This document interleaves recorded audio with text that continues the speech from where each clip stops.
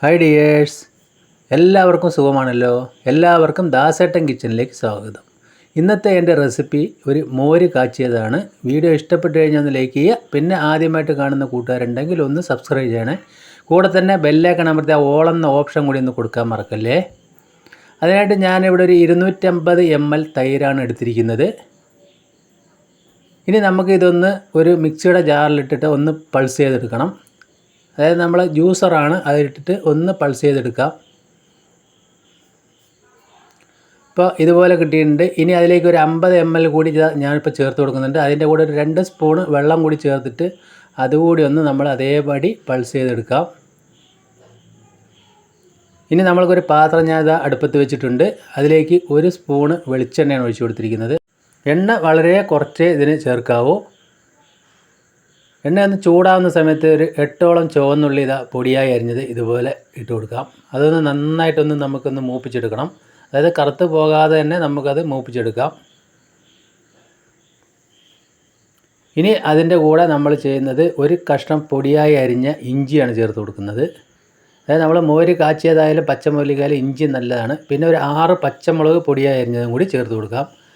ഇതെല്ലാം കൂടി നമുക്കൊന്ന് നല്ലതുപോലെ ഒന്ന് വഴറ്റാം. അപ്പോൾ ഒരുവിധം ഒന്ന് നല്ലതുപോലെ ഒന്ന് വഴന്ന് വന്നിട്ടുണ്ട്. ഇനി നമ്മൾക്ക് അതിലേക്ക് അടിച്ചു വച്ചിരിക്കുന്ന മോര് നമ്മൾക്ക് ഒഴിച്ചു കൊടുക്കാം. അപ്പോൾ കുറച്ചുകൂടി വെള്ളം ഞാൻ അതിലേക്ക് ഒഴിച്ചു കൊടുത്തിട്ടുണ്ട്. ഒരു 3 സ്പൂൺ അളവ് ഉണ്ടാവും.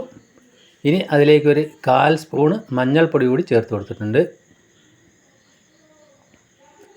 ഇനി അതിലേക്ക് ആവശ്യത്തിന് കുറച്ച് ഉപ്പ് കൂടി ചേർത്ത് കൊടുത്തിട്ടുണ്ട്. ഈ സമയം നമ്മൾ തീ ലോ ഫ്ലെയിമിൽ തന്നെയാണ് നിൽക്കുന്നത്. പെട്ടെന്ന് നമുക്ക് തിളച്ച് പോകാനേ പാടില്ല. എല്ലാവർക്കും അറിയാവുന്നതാണ്.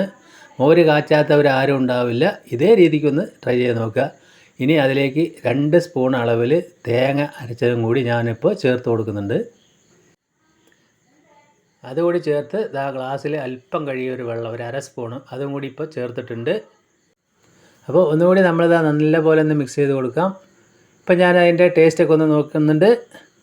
ഇനി നമ്മൾക്ക് അതിലേക്ക് ചേർത്ത് കൊടുക്കുന്നത് ഒരു 1/4 സ്പൂണ് ചെറിയ ജീരകം പൊടിച്ചതാണ്.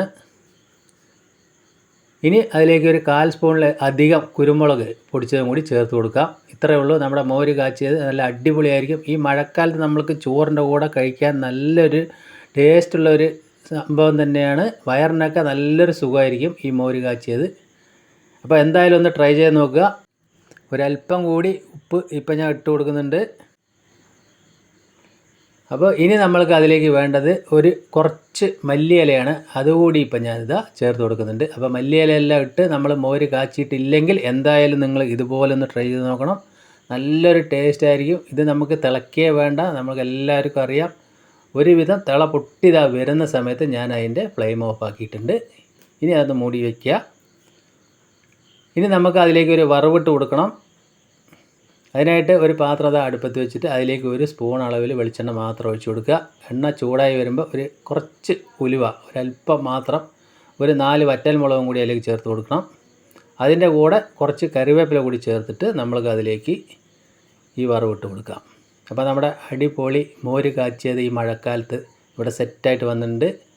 ഇനി ഇതൊന്ന് നമ്മൾക്കൊരു 2-3 മിനിറ്റ് കഴിഞ്ഞിട്ട് ഇത് ഉപയോഗിക്കാം. അപ്പോൾ എൻ്റെ വീഡിയോ നിങ്ങൾക്ക് എല്ലാവർക്കും ഇഷ്ടപ്പെട്ടെന്ന് വിശ്വസിക്കുന്നു. ഇഷ്ടപ്പെട്ട് കഴിഞ്ഞാൽ ഒന്ന് ലൈക്ക് ചെയ്യണേ. പിന്നെ ഫ്രണ്ട്സിനും ഫാമിലിക്കൊക്കെ ഒന്ന് ഷെയർ ചെയ്ത് എന്നെ ഒന്ന് സപ്പോർട്ട് ചെയ്യുക. ഇന്നിപ്പോൾ ഈ ചോറിൻ്റെ കൂടെ നമ്മൾക്ക് മോര് കാച്ചിയതാണ്. പിന്നെ അതിൻ്റെ കൂടെ നമ്മൾക്ക് കറക്റ്റായിട്ട് ഒരു ഉരുളക്കിഴങ്ങ് വറുത്തതും കൂടി ഉണ്ട്. ഇത് രണ്ടും പോരെ. വീണ്ടും നല്ല വീഡിയോയുമായിട്ട് കാണാം. Thank you.